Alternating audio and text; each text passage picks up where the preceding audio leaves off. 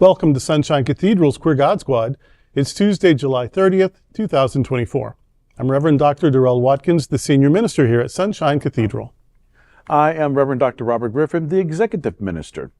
Faith and religion can be complicated for the LGBTQ+ community. Surveys show that evangelical faith is the justification for the greatest attacks on the LGBTQ+ community. I am Reverend Kevin Tisdall, the Minister of Education. The Queer God Squad is going to explore our religious community. Let's explore the big news of the day and what it means to you. This is live, and then we are available on demand. If our community is important to you, share this news with your friends and family. Join the conversation on your favorite streaming platform and social media. At Sunshine Cathedral, we're here to tell you that you are God's miracle, not God's mistake. Word up. This is the Sunshine Cathedral perspective. Conservative Christianity and far-right views are threatening women's rights in America. And that's only since the beginning of America. France recently enshrined abortion rights in its constitution, highlighting a stark contrast with the U.S., where religious influences are increasingly shaping state affairs. In America, with a rise in far-right views and conservative Christianity, women are left deprived of their fundamental rights. A recent theology-driven ruling by the Alabama Supreme Court granted personhood status to frozen IVF embryos, calling it God's will. Alabama Supreme Court Chief Justice Thomas Parker wrote that human life cannot be wrongfully destroyed without incurring the wrath of a holy God. This decision came after the infamous Supreme Court ruling in Dobbs v. Jackson Women's Health Organization, which overturned Roe v. Wade. This seismic shift is taking away Americans' rights to an abortion, echoing Margaret Atwood's The Handmaid's Tale, not as fiction, but as a looming reality. The Queer God Squad champions reproductive freedom, condemning the intertwining of conservative religious views with state affairs. We believe that true justice honors the autonomy and rights of all individuals, ensuring everyone has the freedom to make their own choices, even reproductive ones. This is heartbreaking. This is one I hope I can get through without crying, because it makes me so angry that religion is so weaponized, but it could be anything. Whatever you use to bludgeon other people makes me angry. It makes me want to jump into defense mode and help people who are being hurt by these ridiculous ideologies. It is just easy.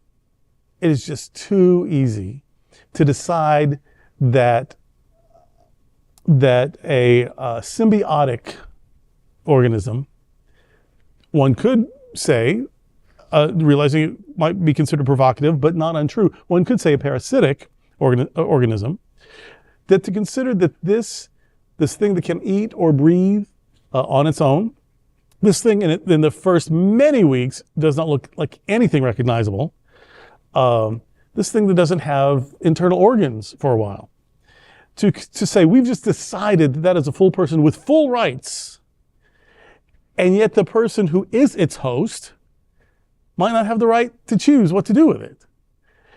That is mind-boggling to me. That you can just decide that is a person, that has sacred value, that deserves protection, and anything else be damned. That this thing that you can't see, that doesn't look human for a long time, that cannot live on its own for most of the ingestion period, that has rights, but its carrier doesn't. That you can consider frozen embryos humans, and corporations too sometimes. But we have to fight for marriage equality. We have to fight for transgender care. We have to fight for accessible health care for everyone. We have to fight to be able to say, my dad's or my mom's or my kid or me have this sort of non-binary or non-heterosexual identity. In schools, we have to work on how to keep people safe if they go to the bathroom in public. Because, sometimes in public, you got to go to the bathroom. So that we have to fight for these things, that women have to fight for bodily autonomy, that we have to fight, and we're losing the fight in a couple places. We have to fight to keep the Christian Bible out of the public school. And while it is now required curriculum in a couple of states, 10 Commandments in one, the whole Bible in the other, well, the Bible, the bits of the Bible they want to teach, I promise they will not teach the whole Bible, because that would be more scarring than any of the books they've banned. Oh, and then P.S., we have to fight against book bans. We have to fight for drag performers not to be considered the same as sex workers and erotic dancers. And I am saying nothing bad about either group. That's just not what drag is. That anything different can just be associated with predatory influences or predatory impulses. And that's wrong. So people who are being demonized, dehumanized, demoralized, dismissed, and we have to fight for just to be treated with human dignity. And yet there's an embryo in a freezer that now has legal protection as a person. Really, you don't see how messed up that is? Really, you don't see how crazy that is? Really, you don't see how insulting that is to a lot of walking, talking, breathing humans who have to fight just to be able to say, this is who my family is, or this is who I am, or this is who I want to marry. Are you kidding me with this? And so it enrages me. And then for a justice, remember that lady supposed to be blind? For a Supreme Court justice to say that anything incurs the wrath of a holy God, he should have been impeached the very next day. Mm-hmm. And maybe you believe that. I'm not saying he's being hypocritical. I'm not saying he does. Maybe he believes every word of that, and who cares? Maybe he lives, that is his constant thought from the time he wakes up till the time he goes to bed. We have a holy God who's very mad at anything that I don't like. You get to believe that. You get to preach that in your church. You get to tell that on the bus to anybody who won't get up and walk away. You get to have all of that. But the minute you legislate or rule that over someone else, you have crossed a line. So this is a big problem. This is a big problem, and we need to wake up and realize about this problem, because we have at least one, and depending on how it goes, maybe only one, more election. We have rights being scrolled back almost on the daily. We have a Supreme Court that has changed the definition of fairness for at least a generation. The environment, which means the planet, survival depends on what we do really in the next few weeks. So there's a lot going on, and we need to care about it. I'm not talking about partisan ideologies. I'm not talking about, my grandma was this party and her mom, I'm not talking about any of that. I'm talking about there are actions, there are behaviors, there are attitudes that are draconian, that are dangerous, that are autocratic. And if they are allowed to flourish, we will flourish less and less. And that's just a fact. We still have some things we can do about it, but we need to do what we can, and we need to wake up. While people are using woke as an insult, we need to wake the fuck up so that we can have the freedom to debate what is and isn't woke and what we call it. Well then, and another thing. No, I got to catch my breath. We talk about America being the land of the free and the home of the brave, and then we get these politicians, this Heritage Foundation politicians, that are coming forward to tell you that if they had their druthers, none of the freedoms that we enjoy today would exist tomorrow. Autonomy over your body? Are you friggin' crazy? Not gonna happen. In a marriage that is abusive, either physically or mentally, that's your problem. You're going to stick in that marriage no matter what. Woman wants to go out and work. J.D. Vance, the guy who's running for vice president now, said, no, your place is in the house making babies as quickly as you can. This is not a joke. This is, we in the story. And it's not 1932. No, and Durrell talked about the Handmaid's Tale. This is not a joke. This is what the Handmaid's Tale was all about. And we are beginning to live it. We are beginning to see it come to fruition. Make no mistake that the freedoms that this group is taking away. Oh, you don't need a Department of Education because all they're teaching you is that America is a terrible place. No, you don't need any protection for the environment because the environment will take care of itself. The environment took care of itself before us and it'll take care of itself afterwards. Now there's an iceberg floating in the South Sea right now that is bigger than a couple of our states. And it's floating and it's floating and it's floating. But don't worry about it because it's not going to affect you. You'll be dead before it kills anybody.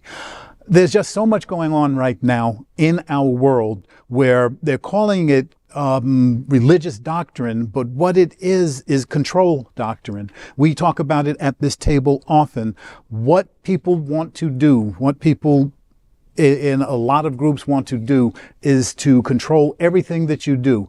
If I don't teach you something, you can't know that it's bad. If I don't allow you to control your own body, then I've got more power over you. So again, breathe. 2, 3, 4. There are things going on in the world. There are things going on in the United States that is moving us away from freedoms. Now, in Europe, they slowed that crap down in the latest elections in the UK. And in France, when they thought that things were going to move in a direction, they had 2 weeks worth of elections. The first week, the far right was very powerful. And the second week, the left pushed back. So there is hope that we see what's going on in the world and realize that it is a concerted effort to make sure that you have less and less freedoms. And we have a responsibility globally to ensure that we don't allow this to happen. We have got to stop it. And you said this election may be our last. That's not hyperbole. That is not hyperbole. This Project 2025 explains how to take over the government and ensure that whatever the Heritage Foundation wants for America becomes truth in America. Right. And their heritage they're trying to protect is white supremacy. Absolutely. That goes without saying. And for a lot of folks, they think that just all of a sudden popped up overnight. This work has been going on for a very, very long, systematic. And my first recollection of any of this popping on the radar was when there was this move to take over the school boards. Mm-hmm. And I think ever since then, from my looking at all this, that's when this agenda, if you want to call it that, began to happen. Let's swing the school boards back to conservative, to all of this. And then it just kind of went up from there to where we are today. Mm-hmm. And so this didn't just happen overnight. Folks just woke up overnight and realized, oh, shit, what are we in? Well, if you've been paying attention for a while, you will see this has been building and building and building. And I'm going to say it probably from now until November 4th. If you don't vote, don't blame anybody but yourself. Thank you. Because I can guarantee you, we need to mobilize ourselves to vote. Vote your conscience.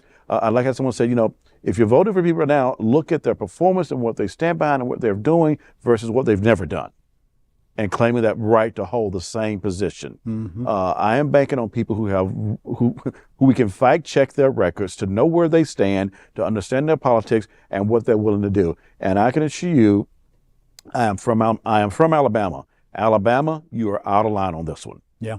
This is not the will of God, and this is not the wrath of God. And if you believe that the wrath of God needs to be rained down on anybody, you need to rethink your concept of what a God is, because you are acting like God, and not a God of love, compassion, justice, and reconciliation. This is doing more harm than anything else. You can have your mean God. Your God can be a complete asshole. And you get to talk about it, you get to worship it, you get to try to convince others that they need some of that. But the minute it starts being ruled from a bench or voted on in a almost at a another word that hasn't come to mind. You know what? If I was 81, they'd ask me to retire right now. But plebiscite was the second word. But anyway, you can have that, and you even get to try to sell it.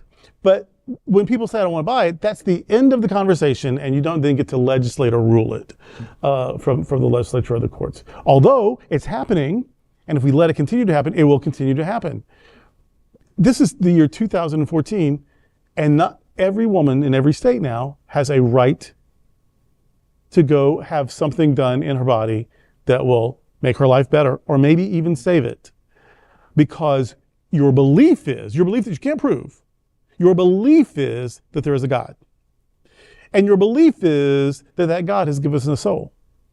And your belief is that that soul goes into a person the minute daddy shoots his load into mommy. Except that's not how that works, because most of whatever would land gets destroyed along the way. Mm-hmm. So the body is self-aborting all the time. Details. So, but you get to believe that there is a God you can't prove, that this God gives us souls that you can't prove, that soul, that ensoulment happens at the moment of conception, which you can't prove. You get to believe all of that. You get to believe in unicorns. You get to believe that people from space visit us. You get to believe that cats have 9 lives. You get to believe whatever, and you can buy billboards. Cats have 9 lives. You better believe it. You can do whatever you want except legislate that stuff. That's when it becomes ugly. That's when it becomes oppressive. And so this woman who knows she's a person and who knows that her life's being impacted in a certain way and knows that her body should be at hers to control, should be at her disposal, that this woman now is robbed of all of that because you believe that something you can't prove wants something for her. You get to believe it. And I will curse out anyone that tells you you don't get to believe it. And I will curse you out if you say that your belief should become the law for my life. Amen. Well, I wish we had some kind of strong belief about this. No. We do, though. It's so laissez-faire about this. No, because this is cruel. This is cruel. This is unjust. This is oppressive. And I'm amazed that it gets worse and it gets worse and it gets worse. And we were really mad for 3-4 days, maybe 3-4 weeks. And then it's the way it is. And then the next assault comes. And what? I can't believe it. Ever since we need to start caring. Ever since someone came out their campaign logo, a few years ago, let's make America great again. As soon as I heard that tagline, my reaction was, this is going to go nowhere good. And Make America Great Again is all about taking us back to a specific point in time. And I remember this one particular person got in my face, oh, no, that's not what that means. That's not what that means. And please, sister, that's exactly the impact of what this is. And now that we've lived through that, and now I'm President Biden, and now we are at a point again where I'm even up to believe that if the former president is reelected, he would not even run his own campaign. He would not even run his own office. It will be the Heritage Foundation that will run everything. And when you talk about a shadow government, that is the shadow government that people need to be talking about. Yeah. He will become a figurehead without any authority, and these fools will be the one running everything. As long as he gets all the Hail Caesars, the accolades, and all the Hail Caesars, toilet. And when he's mad at someone, he can fire them. If he just has that one power, he could be president for life. He loved that gig. But this is why it is so horrible, is because this is not only 45 years in the making, but it is the 900-page document, and that's what they've shown us. Yes. Do you think everything on it? Well, first of all, they know no one's going to read 10 pages, so they're not afraid to put what they're in there anyway. But if they put all that, but that's what you do with big documents. You hide it in plain sight. So if you couldn't read 60 of these pages and sleep again for the next week. But that it benefits a certain class of white people, gives other classes of white people false hope that they can rise to that class. And what's kept me from rising to that class already are these hippie women and these fags and these immigrants and these black people and these brown people. So if we get all that under control, I am the next Bush. I'm the next Trump. I'm the next, super wealthy powerful, influential person. No, sister, because you're never getting a minimum wage raise again. Yeah. Social Security is going to be privatized, and so just like everyone's IRA, it's going to go up and down, and it might be down when you need it. Such thing as affordable or free healthcare education, that's over. Why do you think the Department of Education, they want to come after it? That's the program that makes sure your kid gets food while they're at school. It's an ugly, scary time, and it's about keeping control. Several years ago, I think in the 90s, because I remember it was big news, that the statisticians, the sociologists, everyone, they'd figured it out that by, I think it was 2025, I think it was by next year, our country was going to be majority minority. The combined minorities were going to be the majority. And I promise you, people in positions of power and influence, white people, mostly men, have been planning ever since. Planning so effectively that it's now happening, and they're not getting enough pushback. So, yeah, I promise when they said, "Well, we got to get these women back in line, and we got to get these fags back in the closet, and we got to get these immigrants out of here. They're taking all our jobs." If those jobs were already filled, how would they be taking them? Yeah. I promise you that Chauncey Upper Crust didn't get fired from tomato picking because someone said they'd do it for a few cents less. So this is about and even if they don't even if they just have some animus about difference, it's not even that. It's that if these people all get together and vote as a block, my party that gives me so much privilege with gerrymandering and tax cuts for the wealthy and whatever, my party will never win again. And that's the issue. So, and they even say as much as they're just trying to bring in all these brown people so that they'll win all the time. Well, you don't know how those people are going to vote, although they may vote against people who openly hate them. But they will tell you their racist fears. They're not even trying to hide it. Oh, the Democrats just want all these people from Honduras and Guatemala here, blah, blah, because they'll vote for them. Well, they're not voting for anyone until they're citizens. Right. So in the first place, you don't know how they'll vote. And if you weren't cruel, you might have a shot at them. But that is their fear of difference. And that is very well organized. And if you thought that was a conspiracy theory, this Project 2025 puts that to bed. Just read it. They're telling you what they're about. Yeah. Just reading the content index. Yes. Just the index should be enough. That everything in you buzzes about, I need to be aware of what's going on and I need to vote. And this is another kind of genius thing that's happened, or just maybe it's luck or whatever.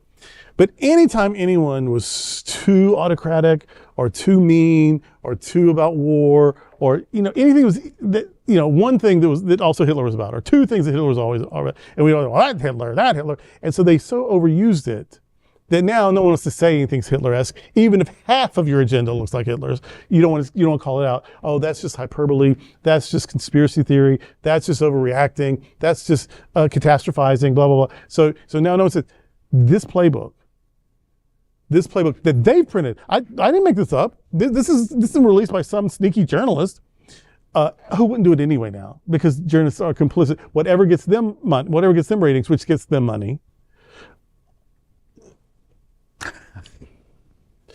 But this heritage, what they put in looks like.